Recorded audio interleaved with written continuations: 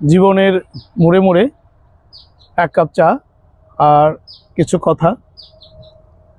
আমি বলবো না আমি 1000 বার হেরেছি, আমি বলবো আমি 1000টি কারণ খুঁজে বের করেছি।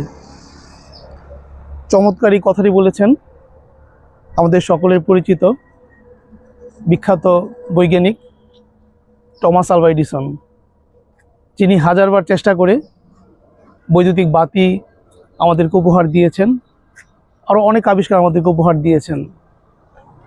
তিনি 1000 বার চেষ্টা করে এই আবিষ্কারগুলো করেছেন, আর আমরা হয়তো 1 বার 2 বার চেষ্টা করেই হতাশ হয়ে যাই।